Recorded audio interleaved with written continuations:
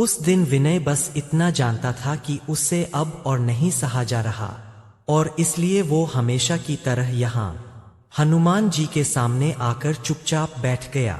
उसे क्या पता था, यहीं से उसकी किस्मत का ताला खुलने वाला है। ये कहानी भोपाल के एक साधारण युवक विनय की है, जिसकी जिंदगी बहुत शांत, बहुत सरल लेकिन बहुत संघर्षपूर्ण थी। पिता की पान की छोटी दुकान थी, माँ घर संभालती थी और विनय खुद पार्ट टाइम काम करके थोड़ा बहुत घर खर्च में मदद कर देता था। उसकी एक ही आदत थी, हर मंगलवार शाम को घर के पास पुराने हनुमान मंदिर में जाकर घंटों बैठ जाना। उसे वहां एक अजीब सी शांति मिलती थी। विनय की जिंदगी में मुश्किलें हमेशा किसी न किसी बहाने घुस आती थीं। पढ़ाई में मन नहीं लगा, एक दो जॉब मिली भी तो कुछ महीनों में कंपनी बंद हो गई। फिर महामारी के समय पिता की दुकान भी चौपट हो गई। घर पर पैसों की ऐसी मार पड़ी कि कई बार रात को खाना भी पूरा नहीं होता था। विनय के अंदर गुस्सा नहीं, पर एक भारी सी चुप्पी बस गई थी। वह अक्सर सोचता, कहाँ गलती है मेरी, क्यों सब कुछ टूट जाता है। लेकिन मंगलवार को वह मंदिर जरूर जाता था, बस बैठकर चुपचाप हनुमान जी की मूर्ति को देखता रहता। एक दिन ऐसा आया कि घर में बस 240 रुपए बचे थे। उसी दिन विनय की माँ ने कहा, बेटा कोई काम ढूंढ, नहीं तो मुश्किल हो जाएगी। विनय ने सिर हिलाया, पर उसके अंदर कहीं एक डर था कि हर बार की तरह इस बार भी सब बिगड़ जाएगा। शाम को वह भारी मन लेकर मंदिर गया।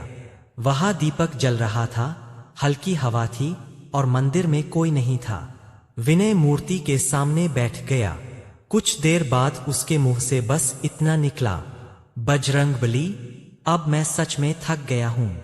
अगर कहीं मेरे लिए कोई रास्ता रखा है तो मुझे दिखा दो, नहीं तो मैं हिम्मत खो दूंगा। उसकी आंखें भर आईं। उसने सिर झुका लिया और कुछ देर उसी तरह बैठा रहा। जब उठा तो दरवाजे पर खड़े पुजारी जी बोले, विनय बेटा जरा रुको, अभी अभी मंदिर के पीछे से एक पुराना ताला लगा बक्सा मिला है। कुंडी जंग खाई है, खुल नहीं रहा, तू जरा देख सकता है। विनय और पुजारी दोनों पीछे गए। एक लोहे का छोटा सा बक्सा पड़ा था। ताला पुराना था पर टूटा नहीं था। विनय ने जरा सा हाथ लगाया ही था कि ताला खुद ही चटाक से खुल गया। वह खुद चौंक गया, जैसे किसी ने अंदर से हल्का सा धक्का दिया हो। बक्से में 3 चीजें थीं, एक पीली चुनरी, चंदन से भरी डिबिया और एक पुरानी रसीद। रसीद पर लिखा था, यह दान उसके लिए है जिसकी किस्मत को हनुमान जी खोलेंगे। पुजारी ने विनय की तरफ देखा और मुस्कुरा कर बोले, शायद ये तुम्हारे लिए ही छोड़ा गया था। समय बताते हैं, चीजें अपने समय पर खुलती है। डिबिया के अंदर 2100 रुपए थे। विनय की आंखें भर आईं। वह जानता था कि यह कोई करोड़ों का चमत्कार नहीं, लेकिन उसके घर में जहां 240 रुपए बचे थे, वहां ये 2100 रुपए किसी आकाशवाणी से कम नहीं थे। उस दिन विनय ने उसी पैसों से अपने लिए जॉब ढूंढने का सफर शुरू किया, पहली बार बिना डर के।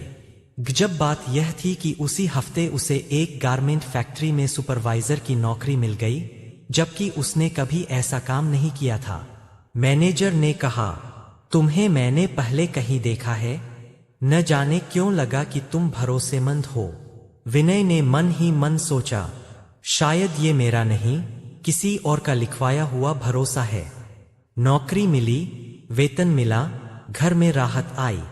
2 महीने बाद पिता की दुकान भी नए रूप में शुरू हो गई।